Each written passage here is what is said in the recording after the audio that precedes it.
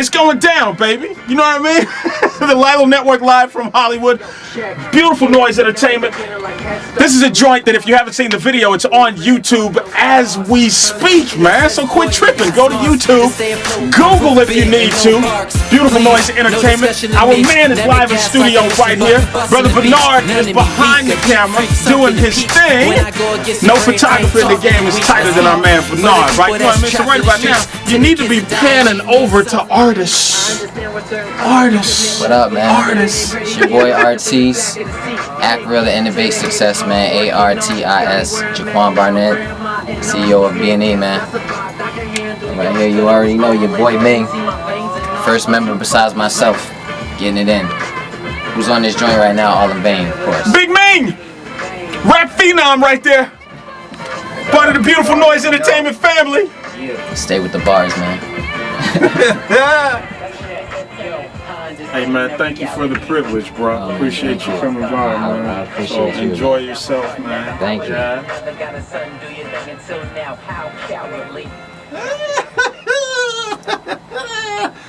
That joint is a scorcher right there on the Lilal Network live from Hollywood, all in vain. Our man Artis. What? Hold up. Let's get just on behalf of Mama Nem, Jaquan, Tamar, Artis, Barnett to be exact. Bruh, you with us or what, man? Yeah, I'm with you, man. I'm here. I'm live. Your boy Artis in the building, man. Act Real to Innovate Success. That's what's up, man. Beautiful Noize Entertainment is your creation, alongside with your brother, yes, Alton, man. Yes. Back in 2009, Corona, California.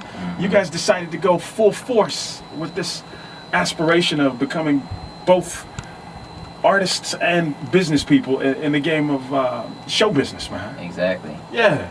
I mean, it was pretty simple for us. You know, we wanted to change the game. You know, and we kind of didn't like the trend, the way the music industry was going. You know, especially with the music and the content I was putting out, you know, via commercial radio. So, you know, me and my brother, which originally Beautiful Noize Entertainment started off as like a production idea from my brother. And at that point in time, I was just like, why not make it a label? You know, because I've been through the ups and downs, you know, with the group, with Basic, you know, and at that point, you know, I just wanted to make sure that anybody we brought on the table was as strong as me. You know what I mean? A strong link. And I didn't want to get into a situation with some groups like a B2K or a Destiny's Child where you have one strong member that stands out and they end up going solo. So I basically said, let's make it a label and not a group. So therefore, anybody that we bring on is just as strong as the next person. And we get into a situation if someone dips out, you know, everybody can still continue the whole thing. So that's kind of how it happened. And we went full-fledged and we went to the LA recording school and we just got it in, music videos, the whole nine, man. So yeah, it's such an inspiring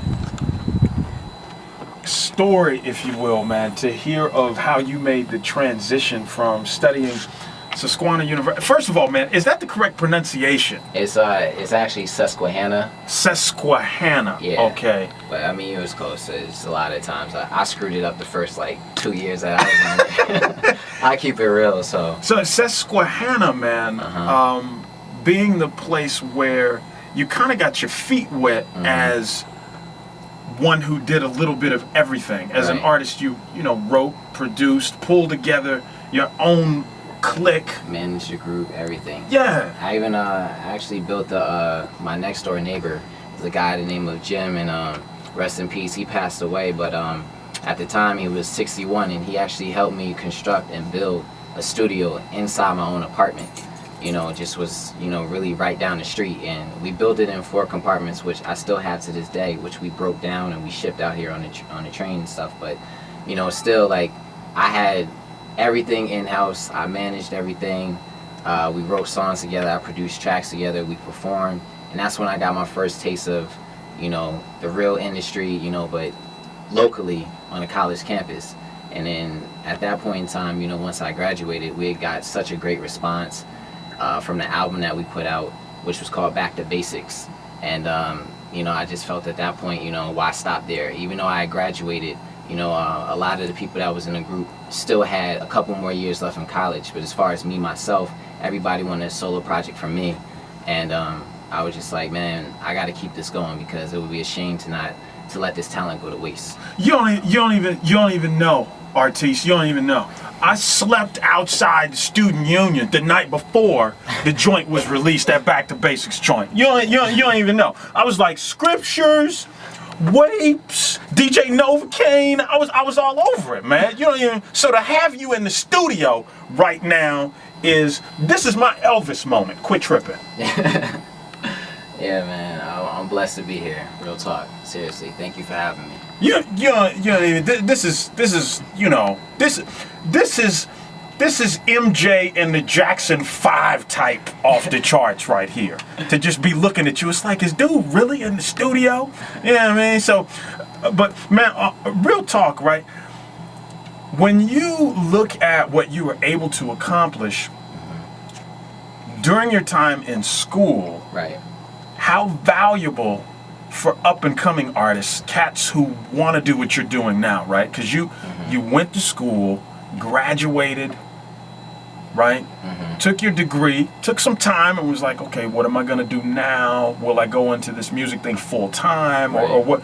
But the point is that you used the academic environment as a launching pad and kind of groomed yourself for where you are now. Right. So how significant is what you were able to accomplish during your college years? How significant is that for you to share those experiences for cats who want to do what you're doing now? You started a label and you're full-fledged in it. Right. I would definitely say academic excellence is of paramount importance, man, because you really have to educate yourself on the music business and this game in particular. You know what I mean? It's one thing to start up your own company, but without having, the right tools and the right knowledge to navigate yourself, through trial and error, is I can't stress how important that is. And a lot of people today, they start up these companies, but they have no idea what they're doing, and they create Facebook names and CEO, and that really doesn't mean anything more than a title. It's more about, you being an actor, a factor, and learning, going to clinics, going to networking with people, building relationships, willing to be accountable to fail, but giving your hard blood, sweat, and tears to just this, be willing to die for this. I learned a lot, from, especially when I was a student in school, juggling all those different responsibilities. You know what I mean? And I knew at that point in time, once school was removed from the equation, once I graduated, if I can handle all that while managing a group, putting out a project, performing, and staying active with my studies, still graduating on time, come on, sky's the limit at that point. But I wasn't satisfied then. I wanted to hone and perfect my craft. So that's why, the next decision over the summer, as I contemplated, I wanted to go back to school, to the Los Angeles Recording School, and hone on my skills. It's one thing to say, going with the ego, like, oh, I know how to produce and I know what I'm doing, but it's another thing to learn the technical aspect, recording engineering, which I also have under my resume as well. Learning how to record my artists, and what to do, what sounds good sonically, behind the boards, the mixing aspect, and also building relationships with the teachers. I continue to go to clinics. I continue to research the game. I read books all the time. So I can't stress the scholarly academic portion of this whole journey. And even to this day, I'm still learning. There's people that have been mixing for years behind the boards and producing that is still learning to this day. It's never ending. You gotta want it. You gotta love it.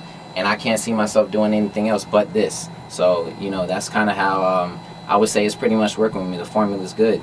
And I teach all of my artists that the same thing as well. I'm not one of those CEOs that, it's just in the game to keep knowledge and to manipulate my artists. I want them to know every single thing that I know. Just to know if I'm not in a certain situation there by themselves, they know how to conduct or handle themselves. They know how to push an agent or a manager away that's talking nonsense in their ear. You know what I mean? Learning about 360 deals and how the industry works themselves, so they're not crippled. And what if they want to open up, or start their own company one day? I think it's very important that they will have that knowledge.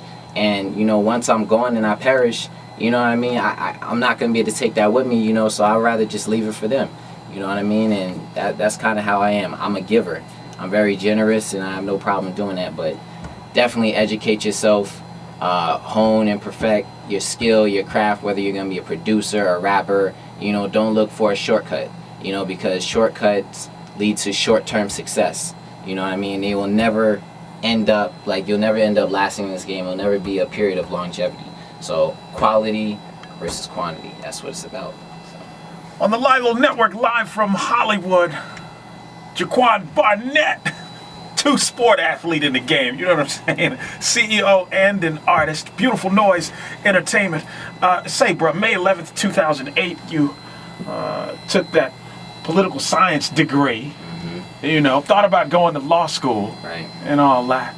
How long did it take you after you got the degree to say to yourself, yeah, I'm about to do the music thing, let's go? I'd say just a couple months. I mean, it was just, all I kept thinking about, man, the whole entire summer was just, you know, music, music, music, music. And I said to myself, like, as bad as I want to go to law school, what I really wanted to end up doing is basically, you know, being an agent, you know, being a manager anyway. And I pretty much said to myself, I said, okay, I go to law school, I spend all of this money, you know, and I come out, and that's what I want to do. I want to represent, you know, athletes, entertainers, you know, in the field of the entertainment industry.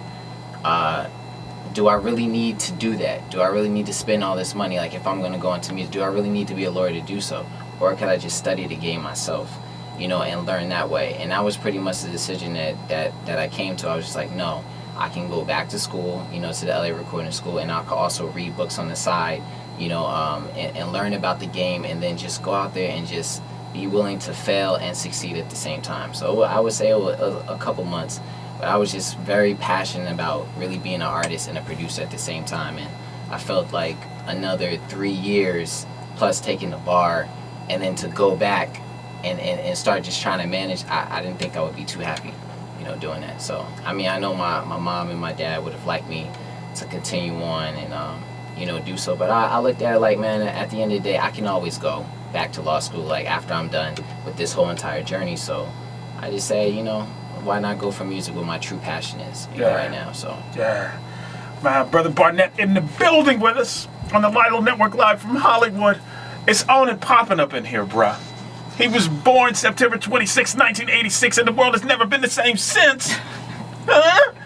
Look at here, bruh. I think it's time for some more music, man. Why you holding out on us? Look at you take a look at your playlist. Get into peace, man. Track number 1. Track 1, we queuing it up now. Just following directions, brother, up in here ordering folks, man. You're with the Lilal Network, live from Hollywood. You know what to do. We're about to get into another feature, man, right here from Beautiful Noize Entertainment, man. This is actually a part of your most recent release, right? Yeah, my mixtape, Raising the Bar. So you can download that. You just go to the B.N.E website, BeautifulNoizeEnt.com, and just click the link. You'll see your boy Artis up there. Take you right to the download. Man, Artis, before we get into this piece joint, would you give the audience a quick verbal illustration, if you will, of the cover of this mixtape? I think is bananas. I love it, man. The cover is basically like, if you look at the front cover, this is my day job. So that's why I'm in a business suit. And I'm spotting myself. So when you go to actual gym, you know, you get a spot and you do bench pressing.